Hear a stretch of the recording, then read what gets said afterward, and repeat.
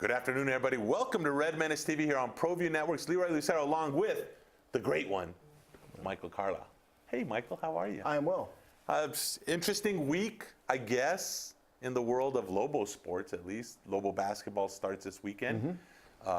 Officially starts as opposed to the exhibition game. We're going to have Jeff Grammer on to talk about Lobo basketball in the upcoming season. Lots of news was breaking in the Journal all week long. Can we talk to Jeff about deleting emails? Yeah, absolutely. Okay. We could talk about that. In fact, I'm glad you brought that up because it's an interesting situation, all that's going on or coming out and all this. And I do definitely want to talk about that. Also, Lobo football is officially eliminated from bowl. Not yet. It won't be official until Saturday. Oh, they're not? I thought they can't get to 6 wins, can they? They've still got 3 games. Oh, so you're predicting a loss at College Station? I'm saying that technically they're still. You've already got them eliminated. Don't jump on me about predicting a loss. I had them eliminated after the loss last week. Yet another loss this time against Utah State. I do think they will have a very tough time at College Station. I think they're eliminated. I don't think they're going to win 3 games. I don't even know if they're going to win 1 more game, to be honest with you. Bob Davey talked a lot about that. We'll talk a little bit about that. I know Grammer tweets a little bit about Lobo football, so we'll ask him about that. And we should ask, because I spoke with Jeff Symbieta a couple of weeks ago, and of course, I believe the Gildan New Mexico Bowl would love to have the New Mexico State Aggies. I don't even know do they have an opportunity still? Or they have an opportunity. How many victories do they have? They've got 3 left. They need 2 wins. They've got 3 left. They need 2 wins. Yeah, they get a shot. They're playing in, what is it, the Scum Belt Conference or whatever? The Sun Belt. Yeah, and there's no good teams in there. So they have an opportunity. Of course, they're not a good team either. I guess they got 4 victories, so I guess they are a good team, right? They've got more victories than the Lobos. They do, and they have a victory against the Lobos. So yeah, there's that too. That would say they're a good team, I guess. All right, so we have that to talk about. They're less bad. Yeah, they're lesser bad, right? There you go. The least of 2 evils? No, because they're not evil. Right, the lesser of 2 evils. Okay, maybe something like that. So we got all that on board. Micah Frankel's going to be here, obviously for CageMinds.com, and there's a boxing situation going on this weekend here. You're going to be in Texas. Yep. And I'll be here in Albuquerque. I think I'm going to go ahead and hit the pit because I had such a good time for the exhibition game. Why not make the start of the regular season and the official start of the Paul Weir? I guess it's not. Is it? Look at you all of a sudden a basketball fan. Dude, I've always been a basketball fan. I just don't understand how people get that. I just wasn't a big former. Do you remember when Bob Davey was hired and he'd never say, and maybe he said it 2 or 3 times, he never said the name Mike Loxley the entire time. It was always the former coach, the former regime. I think I should do the same thing with basketball. The former regime? The former regime is out. I was saying the cancer is gone on Twitter. That works as well. No? Just shake your head. All right, so we're going to take a quick break.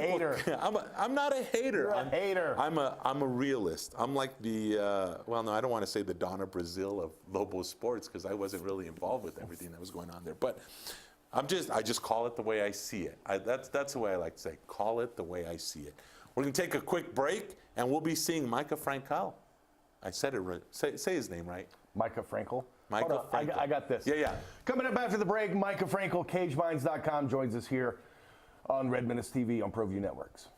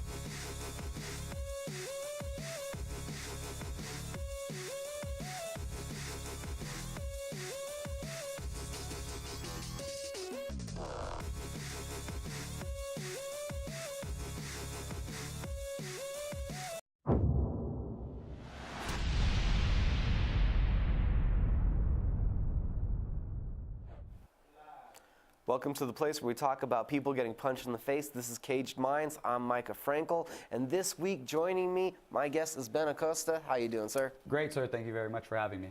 So this past weekend, we had some big-time MMA action. I believe Bellator Alimale McFarland is their first ever women's flyweight champion. That's a big deal. You also had Ryan Bader defending the light heavyweight title with the TKO of Linton Vassell, setting up, hopefully not, a third matchup with Phil Davis. You also had UFC action.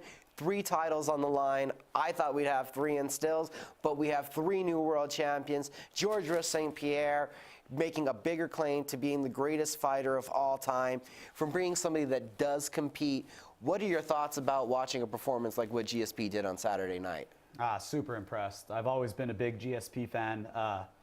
My martial arts background, I grew up young kid. My father owned a karate school, grew up in a martial arts karate school, so he's always been one of my big idols. You know, I've read his books, I followed his career back when he was there before, and watching him take 4 years off, get things right with his body, his mind, and come back strong. It's just really an inspiration to see that you could take that much time off, come back, still be as great as ever, and go up a weight class too. It's greatest of all time, in my opinion. It's amazing. Only argument that there's left really to make is it GSP or is it DJ Demetrius Johnson with what he's doing with the reign, with what he did at 135, and now the dominance he's had at 125 pounds. But we're not here to debate, actually, this time. It's just kind of who I think's up there. You know, you're absolutely right. Demetrius Johnson, dude's a master of everything. He's so impressive. He's good on the ground, good on the feet, good in all the transitional phases, which is something else that GSP is really good at as well. You know, they just know how to mix all of the arts together so well, which is what we're all trying to do, and be as proficient as we can be. Now, Ben's joining us this week because we're going to talk about his upcoming fight, Rubicon 6, next weekend, November 18th, Colorado Springs Convention Center up in Colorado Springs. You fight at 125 pounds, though. So one last note on DJ. Do you ever watch him? Do you ever study him just to see? Because so far, he's perfection for what we've seen in this sport. Oh, yeah, definitely. You know, I have Fight Pass, so I like to go on there and watch a lot of his old fights from the beginning of his career all the way up until now. Watch him against wrestlers, against jiu-jitsu, against strikers, you know. It's so impressive to watch him go up against these people who are specialists in one area, or they're supposed to have an advantage, and just dismantle them however he wants. The guy does whatever he wants. He's a super impressive fighter, and I definitely look to him for technical skills and different aspects of the game when I can. Now, as we look at your fight coming up, taking on Jeff Santos next Saturday, what do you know about him? From my recollection, looking him up, the article I wrote, it was hard to find much on him. How do you prepare for a fight where you don't know what's coming? Yeah, I'm in the exact same boat. You know, I like to do some research and figure out some info on my opponents before. I came up with a big fat goose egg looking for stuff too, and all I really know about him is he trains out of Pueblo, Colorado, Pacific Warriors MMA. And he used to be a boxing coach there, I believe. Maybe he still is. So I'm expecting some good hands from him, maybe some dirty boxing on the inside. And, you know, I don't have too much info on him, but it's okay because my thing is to improve myself in every aspect of the game so I can be the best that I can be. So working on my strengths, working on my weaknesses, always drilling, always getting better. As long as I focus on myself getting better, I feel like I'm the only person who can beat myself. You stay focused in there, you do everything the right way, you prepare the right way, and you're ready for fight night. Now, I heard originally when you came out to Albuquerque, you're an El Paso native, this wasn't a complete move. You weren't figuring that you would stay here, but it happened, as it does. The Jackson Wink Gym kind of sucked you in and talked you into it. So tell us that story. Well, you know, I moved to Albuquerque from Houston, Texas. I was living there for 4 years, where I was teaching martial arts in a middle school setting for Chuck Norris's nonprofit organization, Kickstart Kids. And it was awesome. You know, I had all the responsibilities of a martial arts instructor, but I was also like a PE coach or teacher where I had to do grades, parent-teacher conference and all that. But once I moved over here, I was able to, I saved up some money from my old job, and I was planning to come here for a fight camp. And once I got here, you know, I just fell in love more with the camp, and I moved here in September of 2014, and I was like, well, I don't want to leave. I don't want to go home and come back. I need to find a job. And luckily, I was able to find a job with the UFC gyms here in town, and that allowed me to stay here, stay at the dorms. I lived at the gym for 20 months, 10 at the old gym, 10 at the new, and I finally have my own place with my girlfriend now. But I love Albuquerque. It's always been like a second home to me. I've traveled here a lot for that, so it's an easy transition. What did you find in the gym that you were looking for? Everything. Training partners, great coaches, technique. I have a past experience with Coach Mike Winkeljohn. My father owned a martial arts school in El Paso, AKKA Karate USA, and Mike Winkeljohn used to be a part of that organization as well. And I used to come over here and compete against his students in karate tournaments, and he's known me since I was a little kid. So I already had that going for me, but once I got here, I got to know Coach Jackson better, and I got to know all the other coaches, Coach Harry St. Ledger, Coach Chad Smith, all the other coaches, and I just really fell in love with it, man. It's such a good, positive atmosphere here, and you just can't do anything else. You know, MMA fighters are some of the happiest people that I know, and gracious people, and I feel like it's just because every day you're out there grinding and pushing hard to that next level, so you kind of have those endorphins rushing through you all the time. It's just a great place to be. I really enjoy being there at Jackson Wink. Starting off in karate in your father's gym, tell us a little bit about the progression to a martial artist, where you went, how that journey went to branch out and get your other skills. Yes, sir. So I'm a 4th degree black belt in American Kempo Karate, and I learned from my father, of course. I started at a young age, you know, came out of the womb kicking, and if I have it my way, I'll be kicking until the day I die. So it's just the way it is. But I started studying. I have 2 older brothers. They're black belts, and took a lot of butt whoopings when I was a kid, but it made me tough and strong. They're 4 and 5 years older than me, and that made me be able to do what I do. And around the age of 17 is when I started to transition to more full contact fighting. I did above the waist rules, 8 kicks per round kickboxing fight first, and then I went into international rules with leg kicks, kickboxing, and I did a little bit of Muay Thai as well. And as an amateur, I accumulated a 16-2 record with 8 knockouts. I also tried a couple of amateur MMA fights here in Albuquerque, and I'm 2-0 as an amateur. I won one by knockout in 20 seconds, and the second one I won by a guillotine submission in 48 seconds. So my amateur career was under a minute in there, and that came together nicely. After those fights, I took a break for 5 years when I was teaching.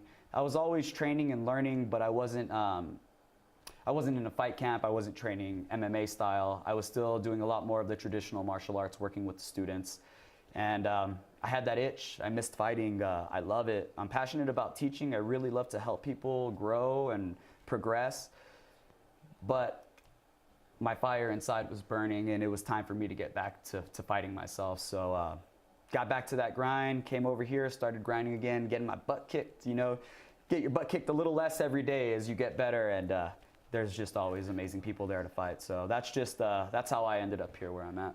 Do you feel there's a difference between being a martial artist and there are some people in this game that are just fighters? Yeah, most definitely. There's people who approach it as an athlete, maybe as a wrestler, or maybe or a straight boxer who came into the sport. You know, I don't think there's a wrong way to do it.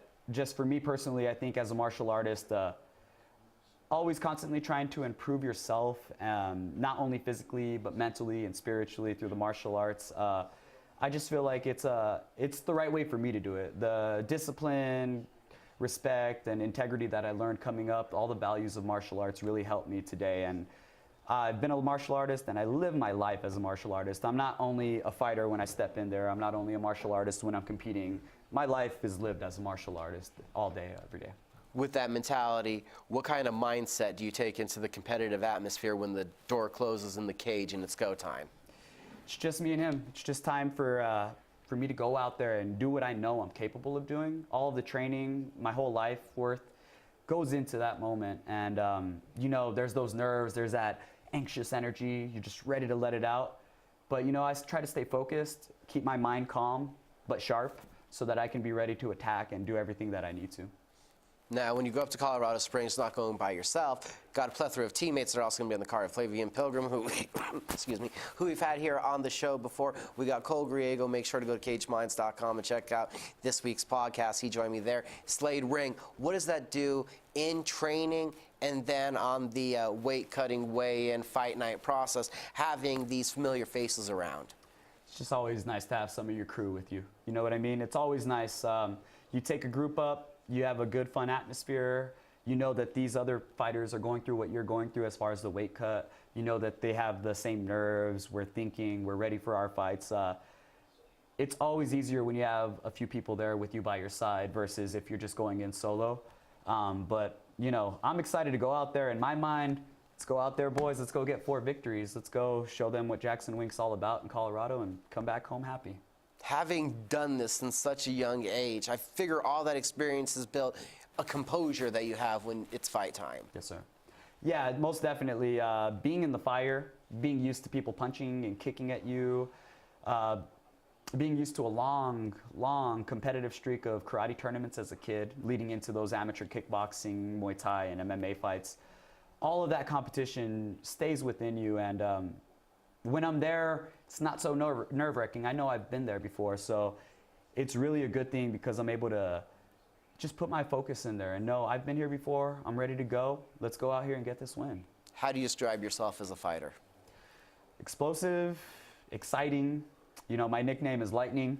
There's a reason for that because of my speed, and I like to knock people out. There's no secret about that. I am a striker. I come from that background, but I like to think of myself as a smart, explosive fighter, and I try to do the right things in there, try to take the least amount of damage and inflict the most amount of damage as I can. And if I can get a victory, if I can put them away, I'll put them away, but I'm not rushing and pushing for that. I don't want to make any mistakes in that sense. Top Shelf Entertainment next weekend, November 18th, up in Colorado Springs, presents Rubicon 6. The event is also in support fundraising for Colton's Heroes. And real quick, I'll tell you guys about Colton's Heroes. They help to provide meals and food for families that children are dealing with cancer, so that will your family, you're in the hospital and you're worried about your child, you won't have to think about where food and some of that everyday stuff is coming from. Top Shelf Entertainment, if you ever get a chance to go out to one of their Colorado Rubicon events, do so, because they're always doing a great job of promoting a positive message and supporting the community.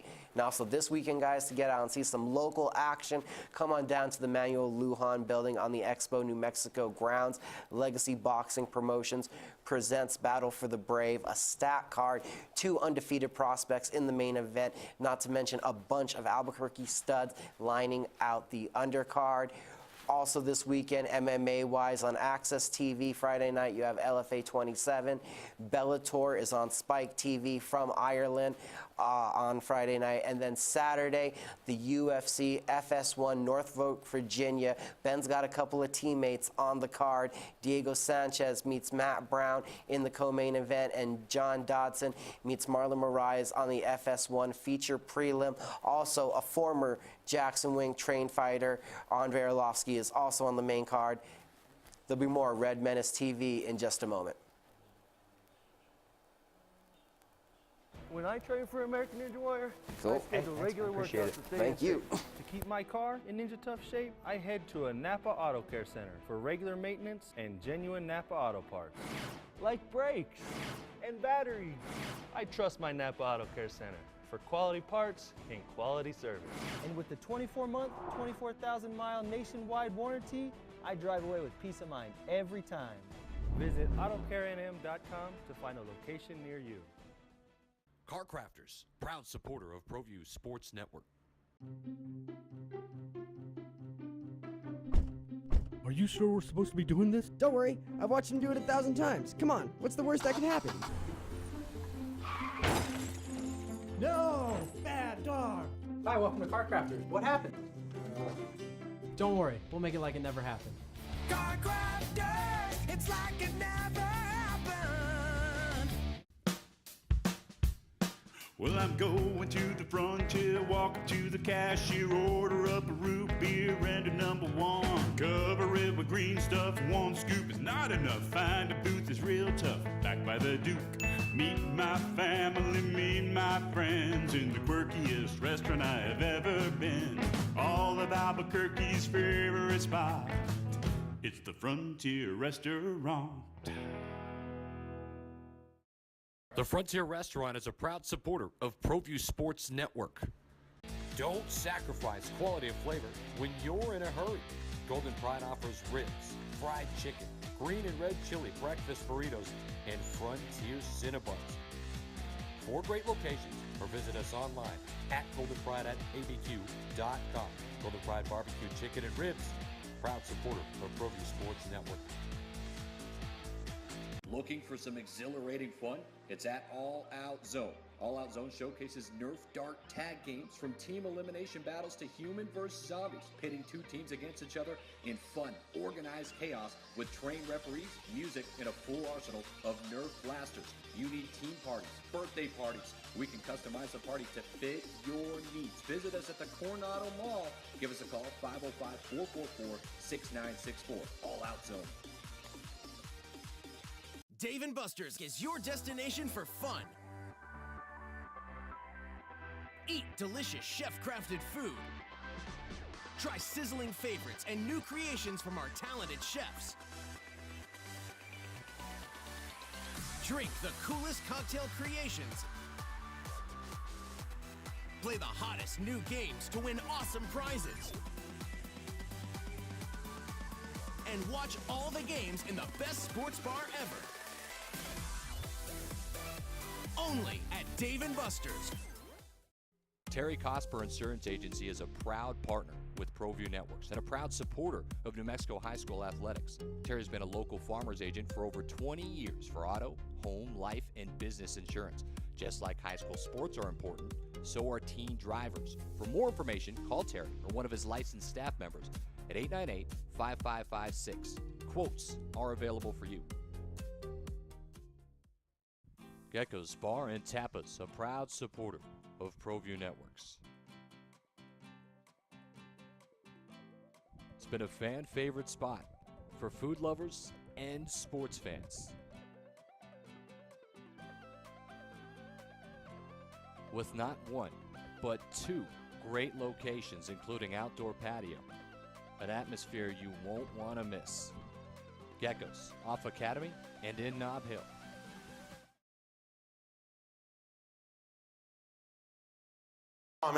Albuquerque Journal beat writer Jeff Grammer, and what would you call it, Twitter extraordinaire?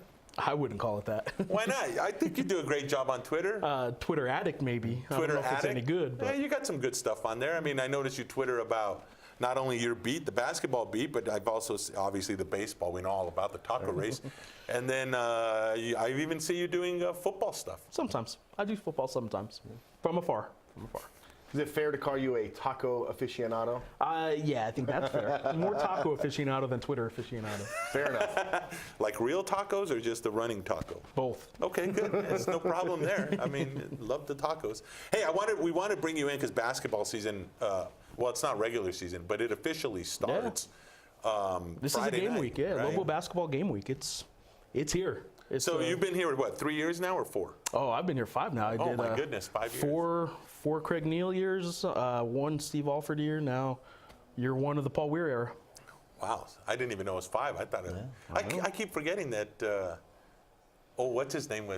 Isn't that what we said we were going to do, like the day? So I was telling Michael this before during the show, the first segment. When Bob Davie was hired, they never mentioned Mike Loxley's name ever. Yeah. And I was wondering, are we supposed to do that now with the former staff? Call them the former staff? Well, or as I affectionately call them, the cancer that's been removed.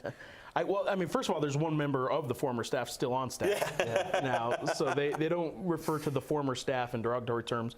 Actually, there's 2. Ryan Berryman's there too, so there's not much of that going on. Yeah. And I think there's an understanding over there that, again, without casting stones, they know that whatever was going on last year, whoever you want to blame, I think most people have one person in mind that they blame for it, but whoever you want to blame, the current staff and current environment over there knows that it doesn't do any good to just keep harping on that. Sure. So there's not much like, oh, they put us behind the 8 ball here.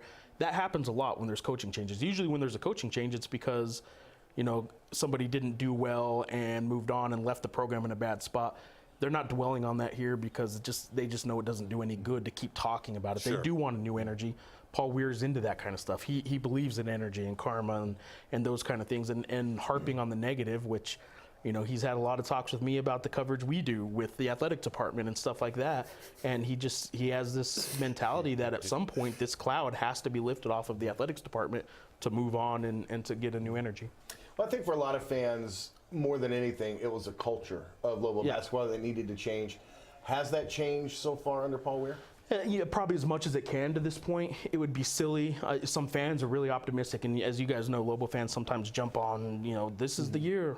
It would be silly to think that before the first game that he's ever coached to say that the culture is entirely changed, because it just hasn't. As much as you can change it up until the week of the first game, though, I think he's done everything he needs to do, checked every box he can to this point to do what he can to change that culture. I think the BYU exhibition was not one he wanted initially.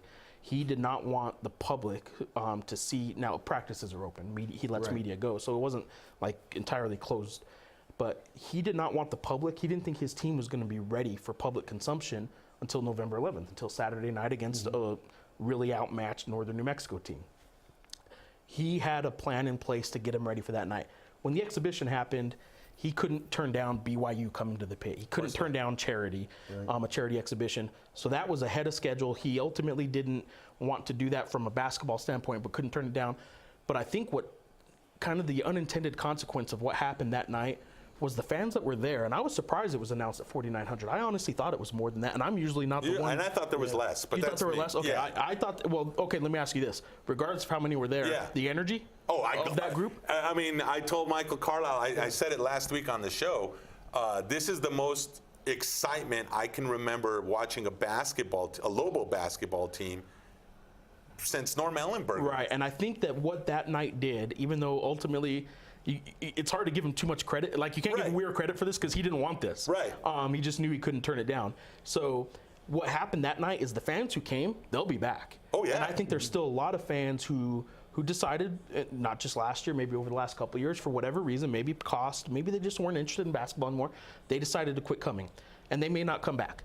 But the fans that, once they give them a chance on this team, the way they play defense and the things that fans felt were lacking the last few years are exactly what they're addressing now, the way they play.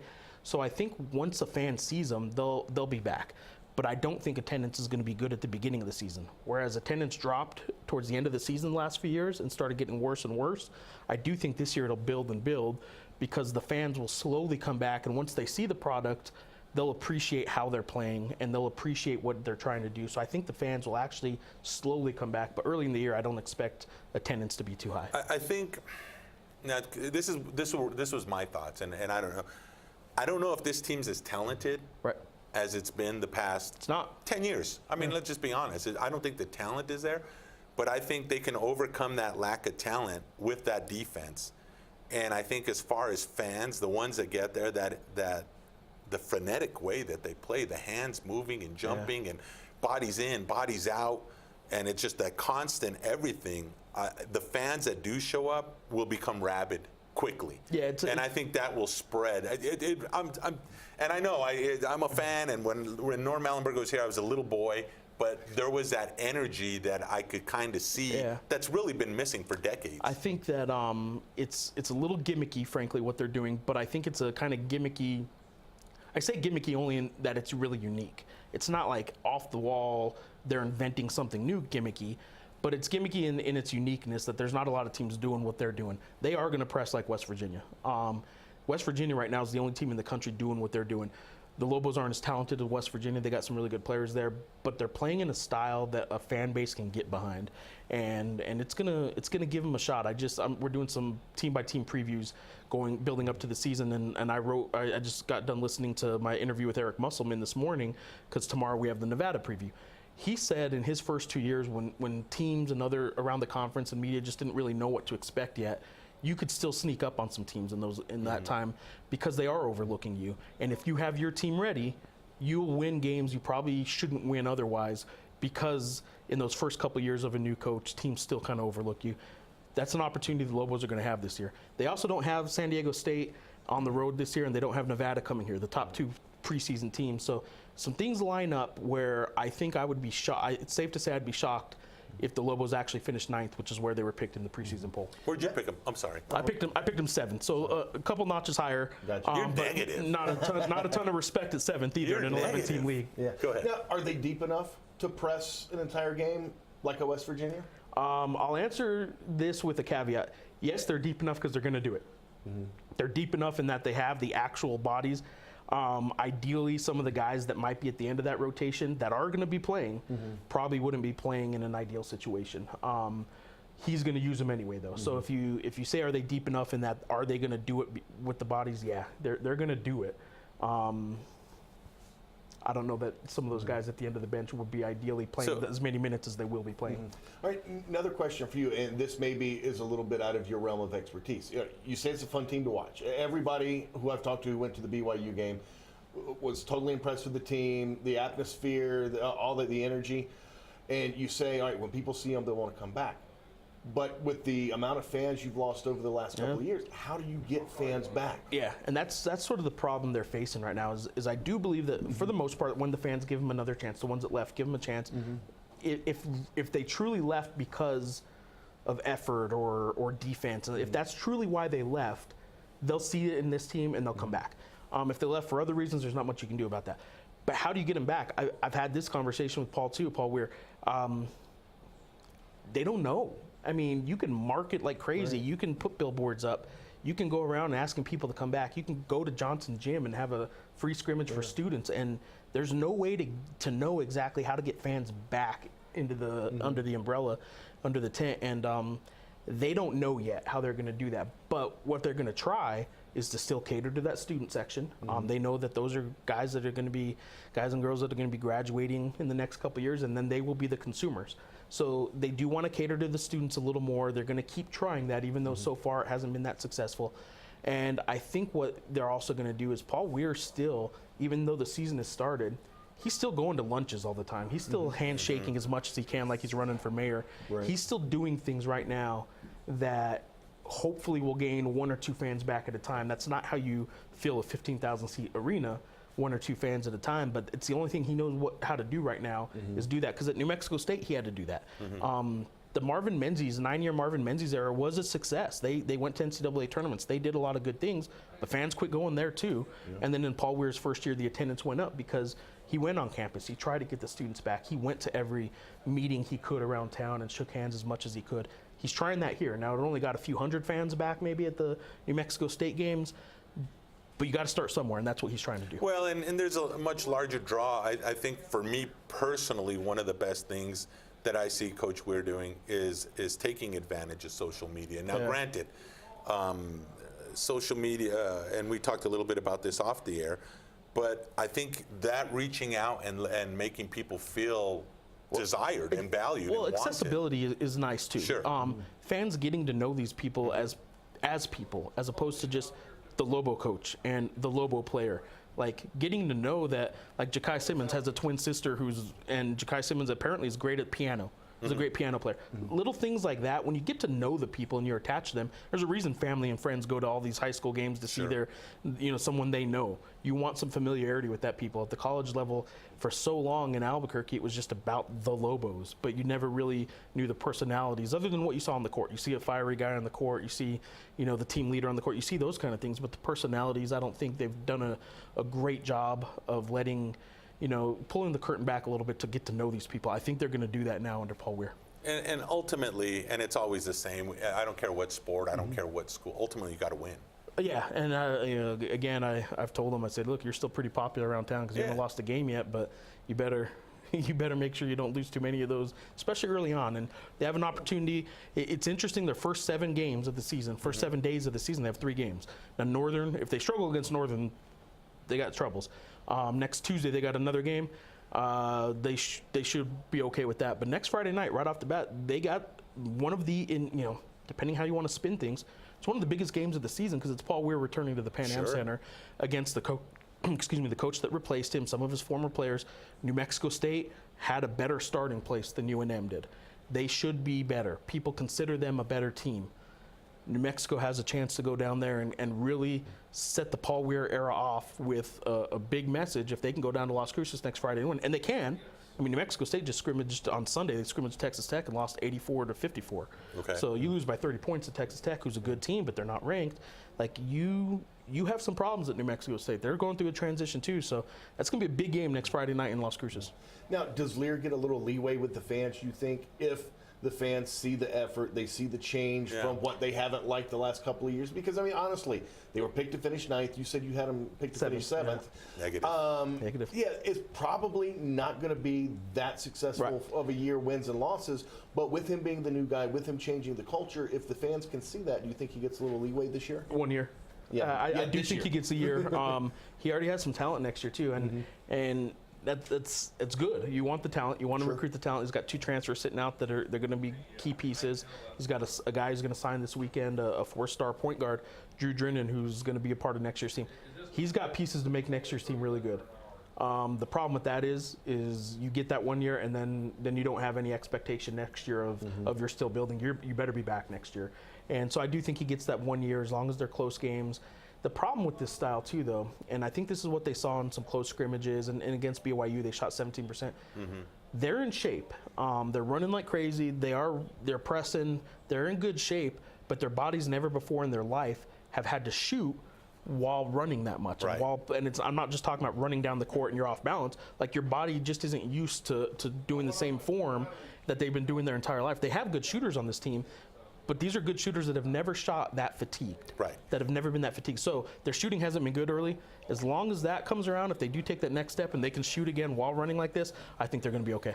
Well, in fact, one of the things I was talking about to someone about the offense is they don't have necessarily the chemistry yet because they don't know exactly what they're doing. Right. And I think the tiredness, because they did keep rotating players in and out, but they were rotating them out for defensive purposes, not offensive, and then they get tired. Yep. We know that some of these guys can shoot. Offensively, obviously, and I'm only going based on the BYU. Obviously, everything's going through Sammy. And how long can he hold up, and how much did McDougal's injury affect? I was a little surprised that McDougal didn't practice yesterday when I was over there. He's still been held out since that Friday night, October 27th, sprained his ankle. I was surprised by that he was still out. I didn't think it was that serious, but apparently it is. He's cleared to return tomorrow. They have a practice tomorrow. He's going to be there, I'm told. I doubt he plays Saturday. There's not really a lot of reason when you have 3 games in your first 7 days, and the first one's against Northern New Mexico. There's no reason to rush him back with 2 days of practice if he's just missed a week and a half. So I think the Connor McDougal injury did hurt them a lot against BYU, because then you only had Joe Furstinger to play against their guys. That guy down low who had 18 rebounds, who's one of the top probably 100, top 75 players in the country probably. BYU does have a good big man. But I think the Connor McDougal injury that game hurt, because then Furstinger had to play more than they wanted him to. And then when he fouled out, they weren't going to get over that hump in the final few minutes. I think long term, if McDougal and Furstinger can stay out of foul trouble, they should be okay. But the shooting has to come around at some point. Yeah. Absolutely. Tell you what, why don't we take a quick break? We'll come back with more of Jeff Grammer from the Albuquerque Journal right here on Red Menace TV.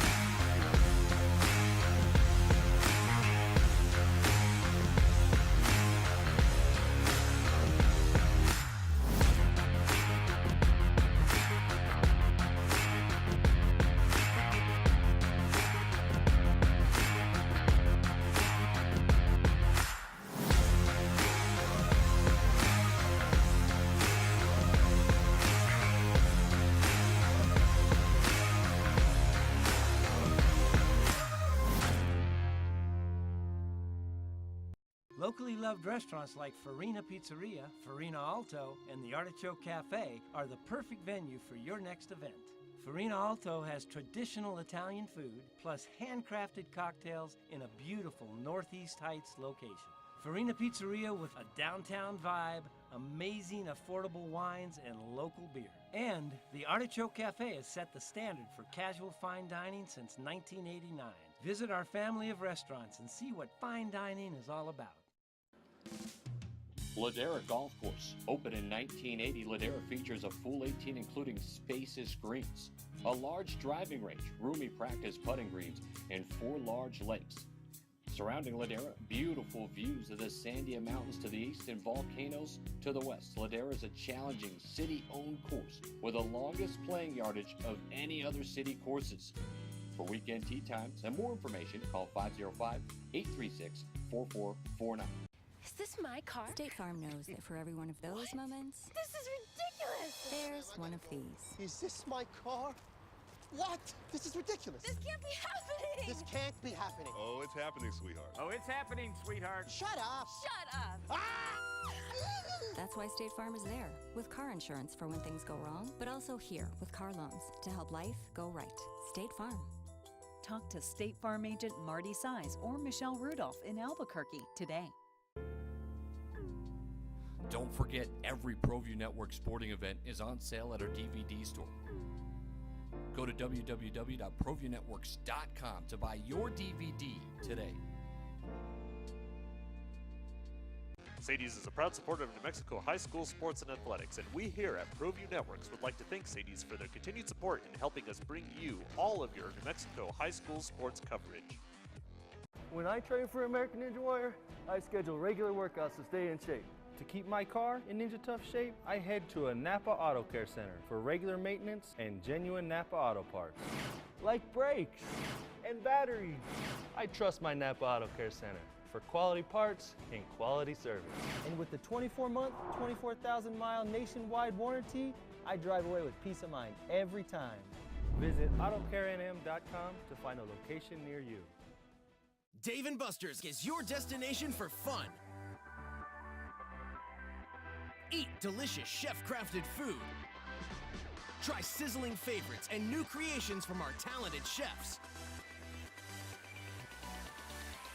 Drink the coolest cocktail creations.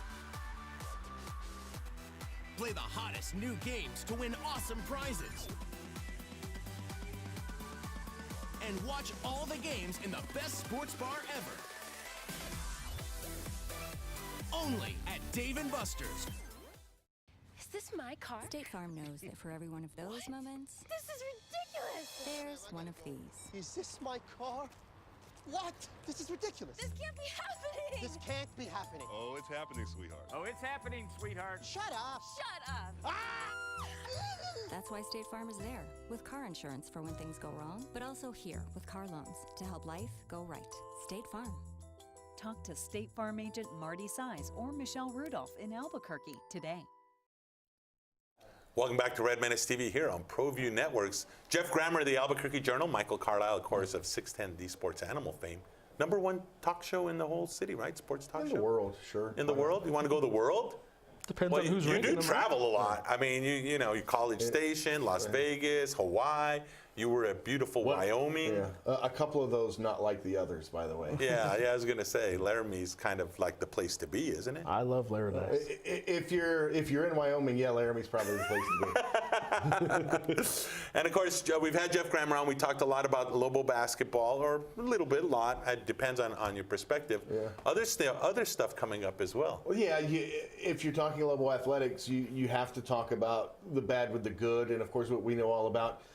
Investigations, audits, emperor requests, things not being fulfilled. There's been several stories floating in the media the last week or so that might give the impression that there were orders to delete stuff, destroy stuff that could have been, if asked, turned over via emperor request. What can you tell us about that?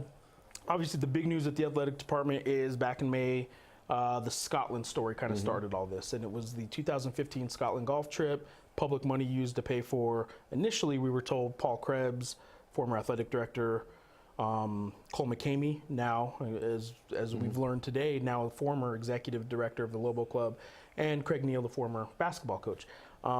Interesting enough, all of those have been gone since March, so there's been a lot of transition. Anyway, that golf trip kind of brought a lot of intense scrutiny, not just from the media, but I think through the media, some state agencies started paying attention. So, excuse me, they paid the public money for those employees. And then we find out a couple weeks later, even though I and others asked, well, who else did UNM pay for? What all did UNM pay for? And Paul Krebs said, well, nobody, that was it. We find out later through some documents that had been covered up and literally covered up, redacted, black lines over information that should not have been redacted, that they actually paid public money to pay for private donors, which is a violation of the state constitution's anti-donation clause. Yes, it was a fundraising trip. Yes, some people will argue till the end, and rightfully so maybe, that trips like that are necessary to cultivate donors. The problem is there's laws that say you can't use public money for it. Right. And so that kind of started initially the state auditor's office called a special audit, which is supposed to be done this very week. And I just learned earlier today that it isn't quite done yet. There's still some back and forth on some finalizing of the final report. But that special audit was going to scour everything. The Attorney General's office got involved and said, I'm going to look into, you know, some of the records that you guys have been keeping and some of the financial mismanagement. The higher education department secretary just about a month ago got involved herself and wanted a special oversight of the athletics department paying back the debt, because they have $4.7 million in debt, because they basically haven't been balancing budgets. Other departments don't balance budgets either. Not many other departments are in New Mexico's financial situation where they keep asking for money though. So all that going on, what we have here is an athletic department through transition right now. They're losing money. They have people leaving, and that brings us to, as these investigations are starting to wrap up, I'm starting to find out at the Journal, we're starting to find out at the Journal through some records requests of our own, that it's not just about the record keeping, sloppy record keeping, but they were actually intentional moves to delete emails. I found an email about 3 weeks ago. Jessica Dyer ended up writing the story about it, but I found an email from Paul Krebs where he instructed 2 of his employees, quote, delete this email. And it was in an email he forgot to delete himself, which... Ironic. Yeah. But he said delete this email, and it was in direct reference to so media won't get it. The problem with that is, not only is it a violation of the state's Inspection of Public Records Act, or at least people's transparency, they want to give an impression of transparency, and UNM certainly does, it's a public institution. The problem is there's also laws, there's also 4th degree felony laws on the books that say if you are destroying records or deleting records in an attempt to cover something up, then you might have committed a 4th degree felony. We're getting into potential anyway of criminal violations, not just some problems at UNM athletics and stuff like that. That's why the Attorney General's office is still out on this and investigating, and that's why it kind of keeps going. I know some people wish it would just go away. The problem is things are getting revealed just now. Right. Things are still coming up that actually are adding to this, and not just showing a department that was in disarray financially, but maybe a department where some things were going on that warrant possible criminal investigation. Yeah, I don't want to try to make it into something it's not, but if you look at this, whether it's using public money inappropriately, whether it's not collecting money for suites, whether whether it's instructing people to delete emails that shouldn't be deleted. I mean, there's really a lot of salaciousness going on here. Yeah, there's a lot of problems, and another email I found kind of showed that there was internal fighting going on between, look, to this point, Paul Krebs has kind of been the boogeyman with all this. He's the guy that retired, and he's probably taken a disproportionate amount of heat for this. He was in charge of the athletic department. It appears he's done some things that were wrong. I'm not saying people can't criticize Paul Krebs, certainly not suggesting that. People can criticize whoever they want and all this, and I've reported what I found. But other people were involved. The Lobo Club was involved in this. The UNM Foundation, who's the fundraising arm of the university, David Harris is the vice president at UNM who signed off on all of this kind of stuff. I don't think that maybe those names, and that's on me, I don't think all those names have maybe been in the articles enough, because they all had a piece of this too. Now, nobody's been disciplined to this point. UNM has not disciplined one person to this point since all this Scotland golf stuff came out. In fact, if you want to go back a little bit further, the only person at UNM, there's been 3 people at UNM that have been disciplined in the past couple years that have to do with this. Cody Hopkins, who a former basketball operations director who they say embezzled $65,000. That was the P card situation. That was the right? P card situation, and they forwarded their audit, UNM's own internal audit, they forwarded to the district attorney's office. To date, the district attorney hasn't even felt confident enough to present that to a grand jury. Not to an actual jury for a trial, just a grand jury to see if they could charge him. They've not felt confident enough in UNM's audit to present that. So he was he wasn't fired. He was ultimately not renewed when his contract expired. And then 2 people in the business office got letters of reprimand for basically not having, seen what Cody was doing or allegedly doing and reporting it in time. They should have seen it, basically. And so they got a couple letters of reprimand for that, and Cody is no longer employed.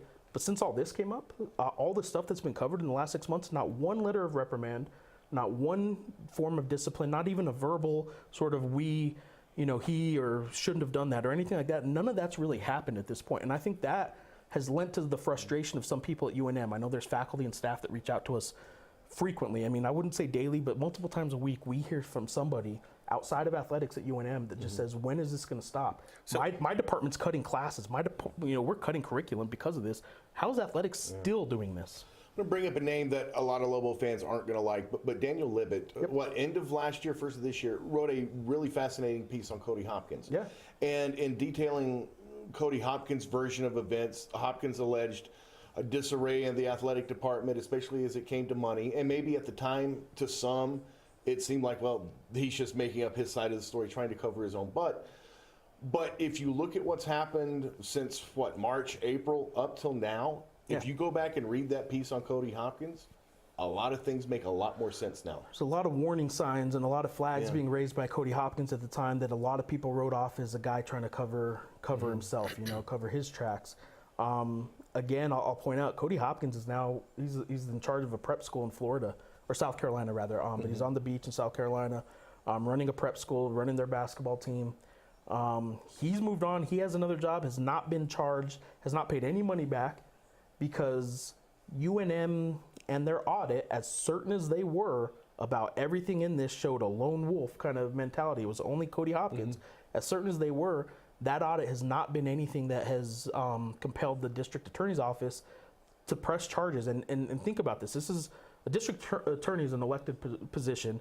There's nothing that makes people in that position, an attorney general or a district attorney, more popular with voters than coming down on the person who stole public money. Right. Cody Hopkins is accused by UNM of stealing $65,000 of public money, and the DA won't even pursue the case because he's just not confident enough in what UNM did in their audit. So there are some issues with how UNM has been handling athletics and the financial mismanagement and everything and that's what Cody Hopkins was basically saying from the start is, look, this wasn't all me, guys. Like this is how things are done there. It's loose, it's sloppy, the record keeping's awful. It's hard to tell who used my card for this, who was using it for that. There's no way to say I did all this. And he was saying that from the start. Well, these audits since then, and soon we'll find from the state auditor, kind of point to that message as maybe being true. So as this situation is developing, and obviously this, and I'm just speaking recently, do you think it's lack of a president? I mean, you mentioned Harris, isn't mentioned much. I mean, is it a lack of oversight? People above, I know Abdallah's interim president or whatever, and they just named a new president or incoming president. I would say this, I don't think at any one point in any one decision was ever made, hey, we can get away with this if we do it this way. I don't think it was anything like that. There was a culture that was being built slowly through the years where there were a group of people making all the decisions. The people that were in that group are the ones that go to the Mountain West tournament every year and have nice dinners and are making the decisions, and then they're flying on charters to all the football games, not necessarily for work as you do, but just to be there at the games. That group kept getting smaller and smaller, and by the end it was really high dollar boosters. The important people like David Harris's, the Paul Krebs, the Lobo Club directors and stuff like that. Those people, that group was pretty small, and everyone else started feeling isolated. If I can only give $5,000, I didn't get the attention that the guy that could give $10,000 to Lobo Athletics were. So those people started backing off and not supporting the program. And I think that the decisions in that small circle that were being made through the years, which included David Harris, who's the vice president at UNM, who kind of oversees it all, I don't think they were ever trying to get away with anything, but nobody was checking them because that group was, nobody could tell them, hey, you're doing it wrong. They weren't allowed. Subordinates weren't allowed to tell their bosses, you're doing this wrong. I don't know that they ever realized how bad it got until all this came up. I think now the people in that circle are realizing how bad some of the decisions they've been making through the years looked. I don't know if it was ever because a president wasn't keeping them in check or the Board of Regents. I think it was a combination of several entities sort of not realizing how bad things were getting because they were in that circle themselves. And it's interesting you brought that up because I didn't say it exactly as clearly as you did, but I said you start getting that mentality of like, well, this is the way things are always done. Yes. Yes, and we've always done it this way. It's always been this way. I mean, even pre-Krebs, I think, even it's like, this is the way business is done. And it's not right. I mean, Michael and I have had that discussion. But I mean, you know, even so, and you bring up the Board of Regents, maybe, you know, there wasn't enough oversight there, but the Board of Regents was one of the groups that had a suite that never got charged. Yeah, at some point, absolutely. I'm not accusing anybody of anything, but at some point in time, you don't realize, hey, we never paid for that? So there's a decision being made with a suite, say. You got a donor who, let's just throw, for the sake of throwing a number out there, I'm not saying this is the accurate number, but they give $50,000 a year to UNM. And because of that check they write once a year to UNM, they're treated pretty well. And, oh yeah, you got that suite and he hasn't paid it yet. You don't come down on that person enough or hard because you know they paid $50,000. You want to keep them happy. That's just how it works, not just at universities, everywhere. My wife works at a nonprofit. She knows that, you know, certain donors you get, frankly, you get treated a little differently sometimes. But the reality is, like, some of those donors, because they were considered friends of the program, were then on the side, and again, not intentionally, but, you know, they weren't, maybe they fell behind on their suite payments, and then that kept growing and growing. And then what does that $50,000 mean that they donated to the university when they also used a suite for $40,000 that they never paid for and went on 6 charter trips with the football team and things like that, and went to all these cocktail parties and stuff? Like, eventually all that stuff adds up, and maybe that $50,000 donation was really only $5,000 worth of value to the university. And there was a lot of that going on because they were friends of the program. I think friends of the program were taken care of to the point where it was hurting the program. And these are the people that are giving a lot of money, but I think it got to the point where they were ignoring, instead of the $50,000 donors that they catered to, they were ignoring those that only had $2,000 or $3,000 or $5,000 to donate. Well, we could talk about this all day. Unfortunately, running out of time, but I wanted to ask you something because I just found out on Twitter the other day, you're a New Mexico State Aggie. They said you were negative. I've heard that. You know, the football season's coming to a close. Obviously, for UNM, it's pretty much closed. I mean, they're not going to go to a bowl game. Your Aggies, you think you have a shot of actual New Mexico bowl bid? Look, I may be an Aggie, but I'm not dumb enough to think that Aggie football is ever going to go to a bowl game. But I think they're going to go to a bowl game. Like, this is actually the first time. This is legitimately, honestly, the first time I've ever really believed they're going to do it. I think they're breaking it this year. They have the talent to do it. They are still the Aggies. The Aggies can always Aggie, but I think they're going to pull it off. What a way to leave the Sun Belt Conference, right? Yeah, right. We'll see you guys as later. a winner and then go back. Where they go, D2 or 1AA? Or? Well, they're going independent initially, and we'll see how long that lasts. The thing is, I'll tell you this, and Lobo fans don't like to hear this. As bad as things are down there, they're balancing their budget with football. They're playing now. They're doing it by playing 3 money games a year. They're getting, like, I think next year they get a game for $1.7 million. I think.